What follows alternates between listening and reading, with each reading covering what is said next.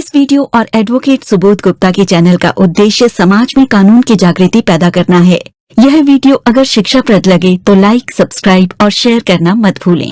जय हिंद। दोस्तों, जब हम कोई फ्लैट या अपार्टमेंट किसी बिल्डर से खरीदने जाते हैं जो कि बिल्डिंग बना रहा है, तो उस समय वो तरह तरह की हमें फैसिलिटीज़ बताता है, तरह तरह की एमिनिटीज़ बताता है। उसमें से एक महत्वपूर्ण जो चीज़ है वो है पार्किंग स्पेस, हमारी कार के लिए या टू व्हीलर के लिए, जो भी हमारे पास व्हीकल है।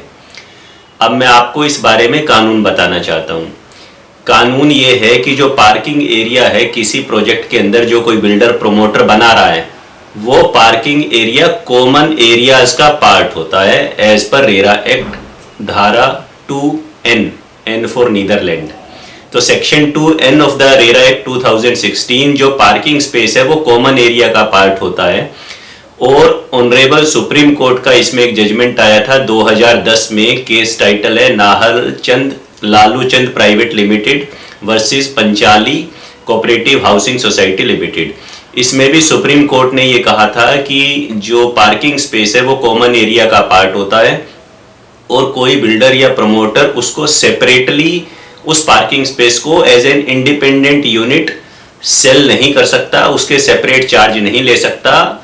तो अब इससे ये बात रिजल्ट सामने आ रहा है निकल के कि बिल्डर चाहे तो जो पार्किंग का उसका प्राइस है या जो भी वो फैसिलिटीज दे रहा है, खाली पार्किंग की बात नहीं है, उन फैसिलिटीज को अपना जो फ्लैट का प्राइस वो बता रहा है बायर को कि भाई ये फ्लैट, ये अपार्टमेंट मैं आपको इतने लाख रुपए में बेच रहा हूं या इतने करोड़ रुपए में बेच रहा हूं, उसमें ये सब प्राइसेस इंक्लूड होने चाहिए, इंक्लूड हैं। तो अगर आपने किसी अपार्टमेंट के लिए, फ्लैट के लिए पेमेंट कर दी है और अब बिल्डर कह रहे हैं कि भाई साहब 5 लाख रुपए और दो, 4 लाख रुपए और दो, 6 लाख रुपए और दो, 3 लाख रुपए और दो, तो आपको पार्किंग स्पेस मिलेगा टू व्हीलर के लिए या 4 व्हीलर के लिए। तो ऐसा करना गैर कानूनी है और ना ही पार्किंग स्पेस की कोई सेपरेट रजिस्ट्री हो सकती है, ना ही आप उसे, उस पार्किंग स्पेस को लेने के बाद उसको अलग से खरीद या बेच सकते हो। और इसमें अलग अलग राज्यों में जो अपार्टमेंट एक्ट बने हुए, अपार्टमेंट ओनरशिप एक्ट बने हुए, यूपी में अलग हैं, राजस्थान में अलग है, अलग अलग राज्यों में अलग अलग है, हरियाणा में अलग है, उनमें भी पार्किंग के बारे में डिफरेंट प्रोविजंस दिए गए हैं।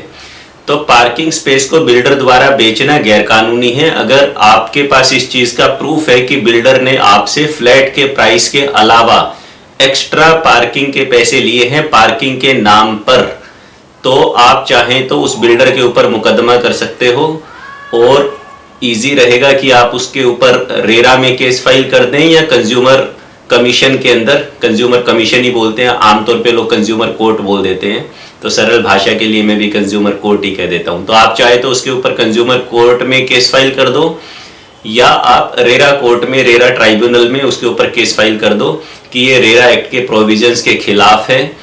और NCDRC पूरे देश की जो सबसे बड़ी संस्था है जिनके अंतर्गत सारे कंज्यूमर फोरम्स आते हैं पूरे देश के, उसने भी इस बात की पुष्टि की है कि बिल्डर सेपरेटली चार्ज नहीं कर सकता पार्किंग के। ऐसा करना लॉ के विरुद्ध है और पार्किंग स्पेस कॉमन एरियाज का पार्ट है। तो आपको सिर्फ कोर्ट में ये सिद्ध करना पड़ेगा कि हाँ जी, जो पैसे ये मैंने दिए थे सेपरेटली, ये बिल्डर ने मेरे से पार्किंग के नाम पर लिए और ये प्राइस जो मुझे फ्लैट का बताया गया था उसके ओवर एंड अबव है।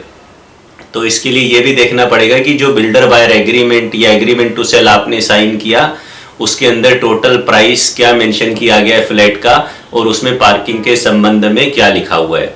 नेवरदिलेस, यानी फिर भी अगर एग्रीमेंट के अंदर कोई ऐसी बात लिखी गई है जो कानून के विपरीत है, कानून के कॉन्ट्रावेंशन में है, तो भी आपका लीगल राइट उससे अफेक्ट नहीं होता।